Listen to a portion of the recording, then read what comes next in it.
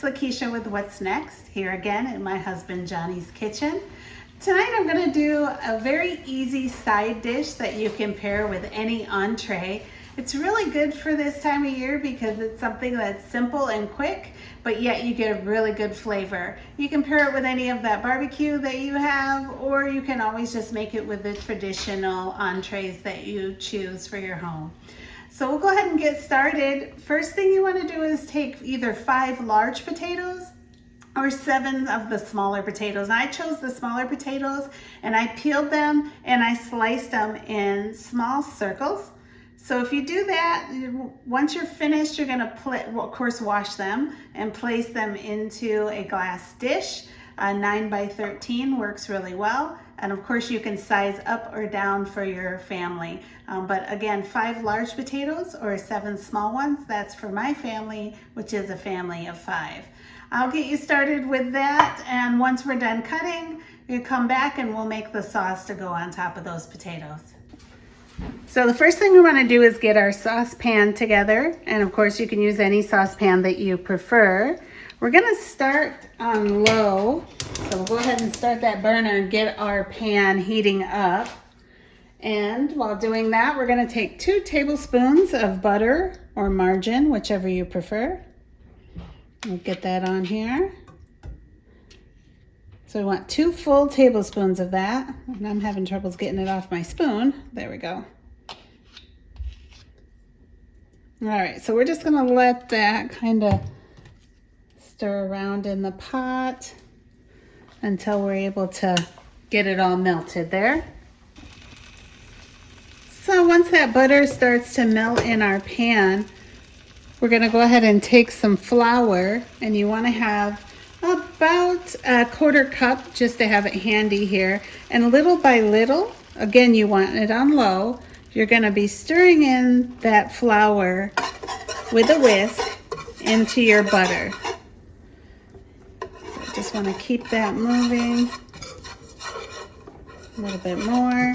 And so we want to have just enough flour so that it sucks up all of that butter.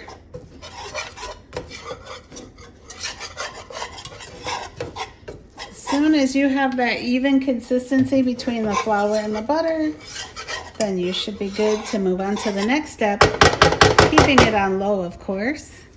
And that's going to be the milk.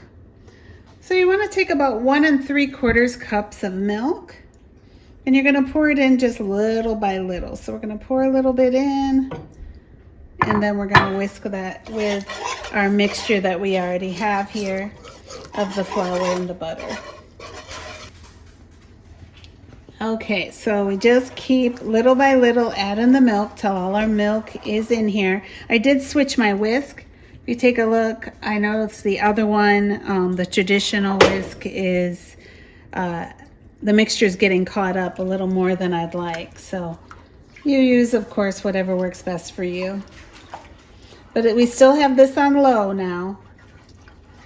And we're going to keep on just whisking this together, trying to create our sauce. All right, so once you have used all of your milk, flour, and butter, then you're going to go ahead and season your mixture. So you can just simply use salt and pepper. I prefer seasoned salt, just because you kind of get both the salt and the pepper in there.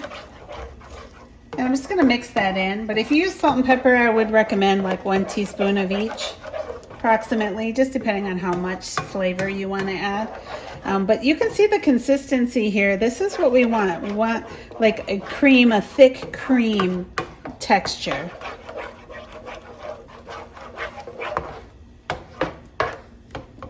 So we're going to take our potatoes and our mixture, and we're just going to pour it over top here. Just try to get as even as you can out of your pan so that you cover all of your potatoes. Let me just scrape this that's in the pan here. Now, if for any reason you didn't season, or you feel like you didn't season enough, You could in fact add more seasoning now, but if you seasoned at the time that I mentioned to you, then there should be no need to season again now. So let me just spread some of this cream so we make sure we get all of our potatoes touched with it.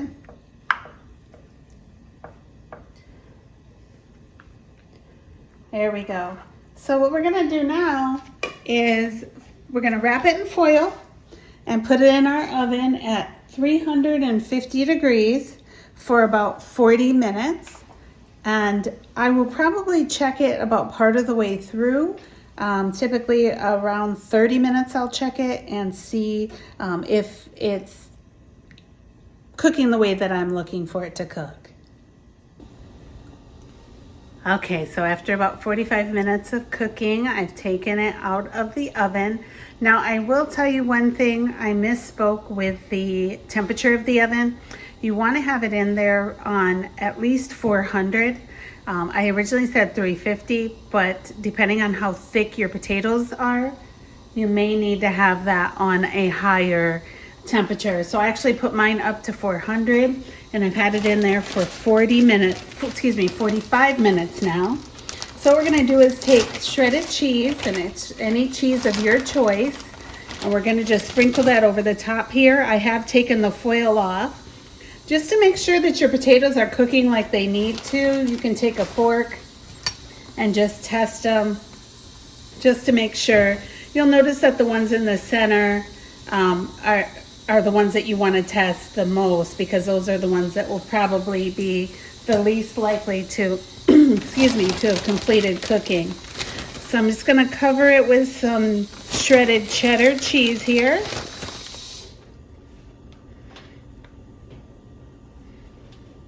And you can add whatever type of cheese. It doesn't have to be cheddar. I just prefer the cheddar. And just lightly cover it. It's not going to be necessary to coat that really thick with that cheese. And then the last touch is either some parsley or oregano.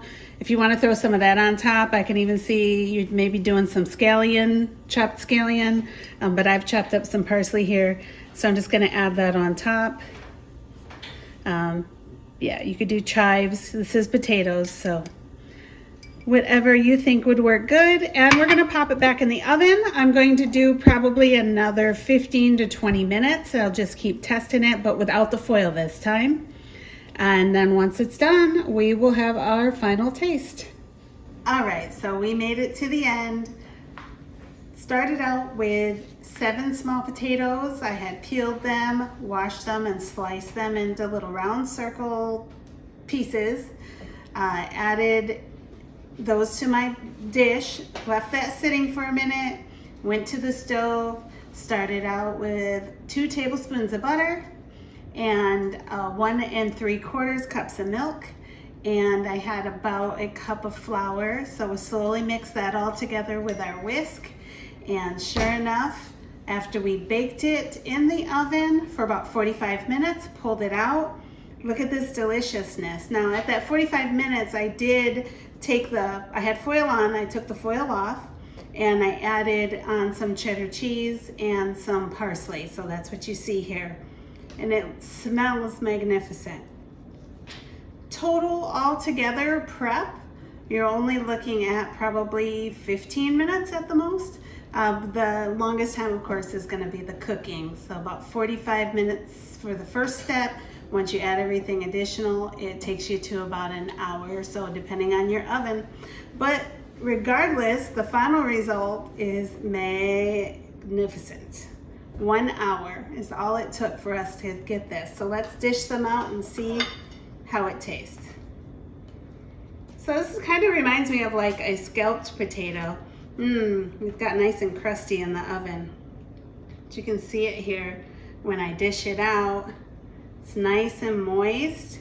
So that mixture that you have with the butter, the milk, and the flour is going to give you a creamy base. And that's what you're seeing here to make these potatoes look so creamy. And you could always add some sour cream on top now that you're eating it. That would be kind of like a baked potato, I guess you could say. But let me go ahead and take a bite. Oh my goodness. So hot, but it smells delicious. And then I added that shredded cheddar cheese on top too. Mmm. Very, very good. So you could definitely pair this, well, you can eat it by itself, or you can pair it with any type of an entree, any meat that you'd like, barbecue. You could even have it with some steaks. Lots and lots of options. So again, only about 15 minutes, 10-15 minutes to put it together, and a total of about an hour to cook it. So once again, it's another quick and easy success here in Johnny's Kitchen. I'm Lakeisha, and I'll see you next time.